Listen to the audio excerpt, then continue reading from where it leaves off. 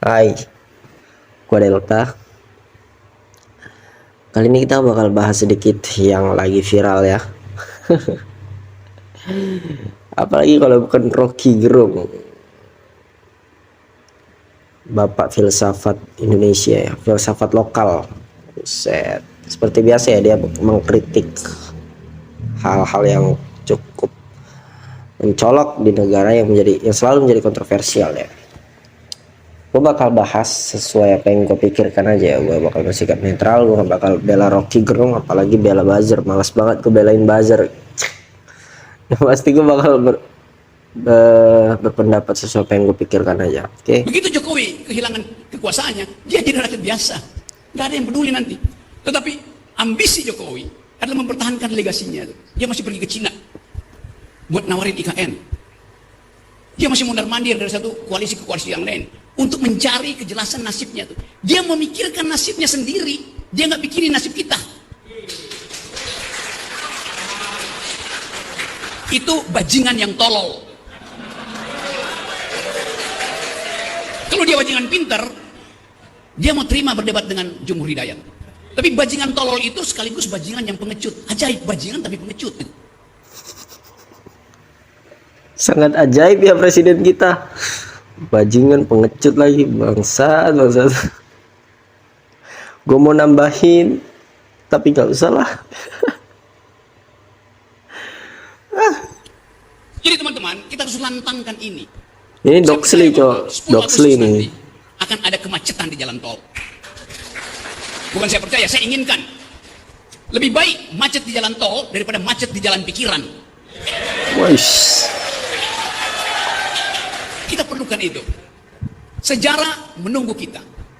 Dan siapa yang dipanggil sejarah, dia mesti mewakafkan waktu dan tenaganya untuk memungkinkan sejarah itu menempuh jalurnya sendiri. Tidak ada perubahan tanpa gerakan. Saya bisa kasih kritik macam-macam, tapi kekuasaan hanya berubah kalau ditandingi oleh massa. Kekuasaan selalu takut pada massa. Oh, ini dokumen asli ya, video full yang menjadi kontroversial belakangan ini tentang yang katanya Rocky Gerung menghina presiden ya. Gue juga nggak tahu sih kenapa presiden dihina malah kena pidana. Gue juga nggak ngerti kenapa ada undang-undang itu. Itu undang-undang yang cukup absurd ya. Kenapa presiden nggak boleh dihina, itu aneh banget cok, sumpah. Cuman yang ya menurut gue ya, gue nggak belain Rocky ya. Gue hanya berpikir netral sesuai apa yang gue mau aja. Pertama, ngapain lo laporin Rocky coba? Ngapain gitu? Ngapain?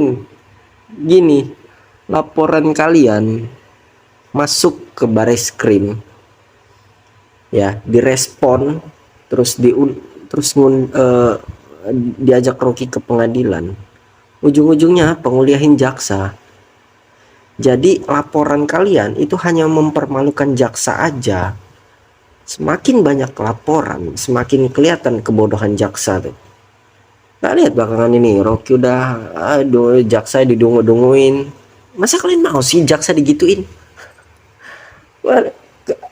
Laporan kalian justru membuktikan bahwa jaksa kita dungu semua gitu. Jadi ngapain coba laporin, malu-maluin jaksa cok. Jaksa juga mikir, anjir lah ini ngapa makin banyak, malas banget gue ngeresponnya. Ntar gue didungu-dunguin lagi. Makanya gue liat kayak jaksa pertama sama jaksa yang di sidang kedua kayak beda deh. Itu mungkin beda, orang udah capek kali nganggepinnya. Makanya cok, ngapain lu laporin coba? Aneh cok, orang laporin Rocky atas tuduhan apa? Lu aneh. Oke, lu bisa tarik dari undang-undang gitu, dilarang menghina presiden, martabat presiden, itu juga undang-undang absurd juga itu. Ngapain juga ada undang-undang kayak gitu? Lagian presiden kalau nggak mau dikritik yang nggak usah jadi presiden, anjir. Goblok banget, milih jadi presiden tapi nggak mau dikritik, kocak. Ya kan, kalaupun oke lah, anggaplah lu bisa tarik dari undang-undang itu. Lu mau laporin 1000 kali, kalau tulisannya delik aduan, lu mau buat apapun nggak bakal dapat. jadi apa tujuan dong laporin coba? Aneh cok, buang-buang waktu gitu. Maksud gua otak normal gini, otak normal nih yang nggak seperempat ya, yang nggak di buzzer itu, karena biasanya buzzer itu otaknya seperempat gitu biasanya ya, nggak semua tapi sebagian besar biasanya otaknya seperempat semua tuh buzzer karena kalau ditutupin amplop juga makin nggak kelihatan tuh otaknya. Sebenarnya gitu ya. Jadi ngapain otak full itu bakal mikir untuk ngelakuin sesuatu, gue harus tahu manfaatnya apa dan risikonya apa. Jadi kalau lu ngelakuin sesuatu nggak ada manfaatnya, ngapain coba? Semakin lu ngelaporin makin kelihatan lu itu bego gitu. Aduh, kasar banget. Jadi nggak ada gunanya juga lu ngelaporin Rocky. Yang kedua, orang-orang yang membela Rocky juga ngapain juga Rocky dibela. Rocky tuh nggak mau dibela dan ngapain juga dibela. Maksud gue gini, dari satu sisi jadi pertanyaan kenapa Rocky dilaporin, tapi di sisi lain ketika ini di garis bawah ya, di sisi lain ketika masih ada orang bodoh yang mau melaporkan Rocky, jangan dibela Rocky-nya, biarin aja itu bermain. Justru seni dari politik itu dilihat dari situ, karena siklus dan polanya bakal terjadi hal yang sama gitu. Ibaratnya ada bahasa apa ya, deja vu. Nah itu bakal terus terjadi berulang kali gitu, looping. Nah siklusnya bakal looping. Orang laporin, Rocky masuk pengadilan, dungu-dunguin jaksa, udah. Nah seninya itu di situ. Jadi jangan sok dibela sampai pakai hashtag save Rocky lah. Selama Jokowi Pak Presiden nggak mau ngelaporin Rocky, ya Rocky aman-aman aja gitu. Lagian menurut gue juga Pak Presiden bakal malu lah kalau ngelaporin rakyatnya sendiri. Anjir, absurd banget cok presiden ngelaporin rakyat. Ada undang-undang itu aja absurd gitu, apalagi presiden yang ngelaporin rakyat ya. Aneh banget. Ini gue baca lagi nih komennya nih ya, komennya nih. Andai orang tua kalian yang dikatain begitu bagaimana? Begitu saja pertanyaannya. Anda nggak usah ngebala. Apa ini maksudnya? Nggak usah ngebela orang kayak gitu. Pertanyaannya ngapain lu nyamain Jokowi itu kayak bapak lu, anjir. Goblok banget cok. Gini ya. Nih gue bakal kasih sedikit aja nih. Ini harusnya gue bakal atur kata-katanya serapih mungkin. Dengan kapasitas otak kalian yang seperempat, seharusnya kapasitas orang otak seperempat bisa ngerti nih. Presiden itu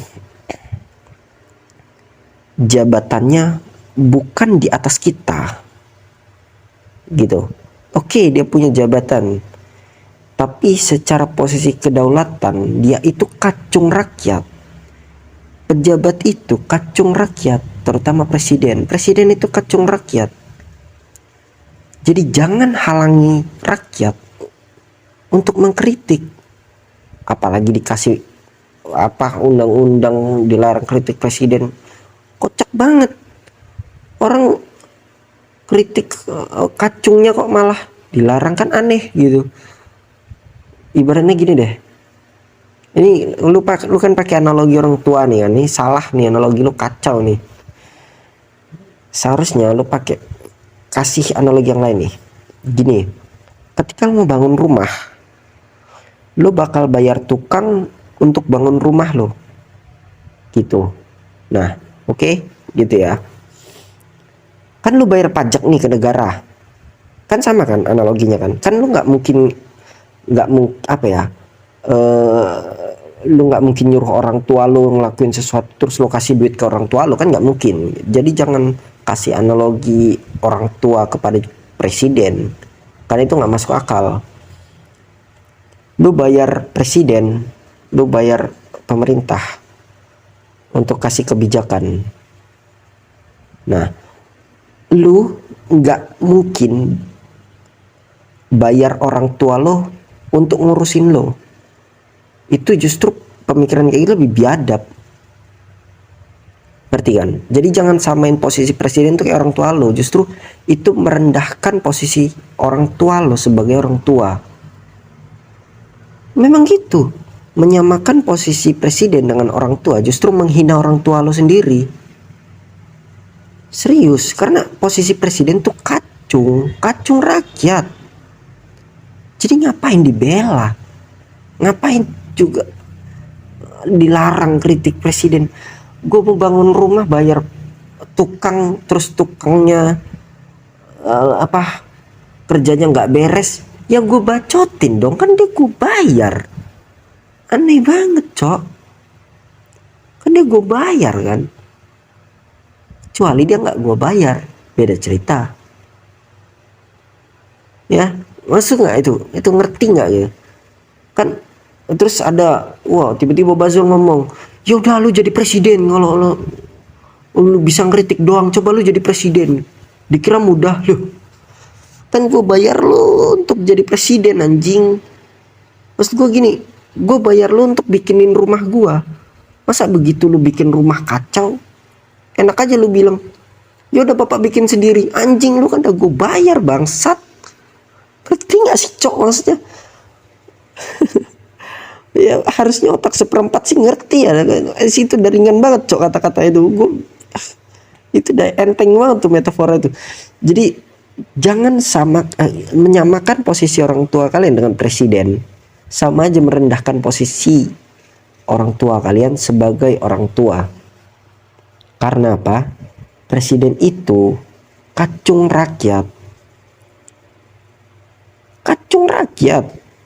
Kalau lu nganggep presiden itu orang tua, ya jadiin aja raja sekalian. Ganti republik namanya jadi kerajaan, anjir. Ngapain pakai republik dari awal kalau mau jadi raja? Aneh banget, cok. Orang nggak boleh dikritik. Terus begitu ada pahlawan, bukan pahlawan ya, ibaratnya ada satu oposisi yang bersinar gitu, yang diungkit malah masalah pribadinya, kan nggak masuk akal gitu. Toh Rocky Gerung juga nggak pernah masalahin presiden sebagai kepala keluarga gitu. Nggak pernah dipermasalahin. Kan Jokowi juga buruk sebagai kepala negara gitu. Jadi patut aja lah dikritik. Kok malah aneh, lihat, dia menyerang pribadi, bukan kepala negara. Yang udah dibilang presiden, aneh banget, cok. Sumpah, lagian kok ada orang masih ada orang otaknya seperempat gini ya. Gini ya. Tarik konteksnya, oke? Tarik konteksnya. Apa yang dibahas Rocky di situ? Oke, kita pelan-pelan, oke. Gua tahu otak seperempat tuh sulit memahami konteks. Kita bahas pelan-pelan. Apa yang dibahas di video itu? Apa yang dibahas Rocky? Pertama, IKN. Kan bukan orang tuanya Pak Presiden yang dihina kan? Bukan pribadinya Pak Presiden, bukan fisiknya Pak Presiden juga yang dihina kan? Pertama, bahasan IKN. Karena IKN ini adalah pilihan penuh Pak Presiden, makanya harus dikritik tuh. Ibaratnya gini deh, setiap orang bebas melakukan apapun selama tahu resikonya. Sebagai presiden, dia menanggung beban yang begitu berat. Karena apa? Resiko itu bukan hanya dia yang nanggung, tapi juga banyak satu negara yang nanggung resiko atas pilihan dia. Jadi presiden nggak boleh salah. Presiden tuh nggak boleh salah sedikit gitu, nggak boleh. Meskipun terus ada orang bilang cari aja presiden sana kayak malaikat. Anjir, malaikat itu ngelaksanain tugas dari Tuhannya.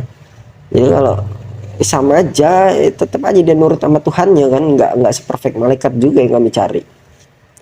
Jadi lu ngapain coba? Goblok banget coknya mainnya, asli.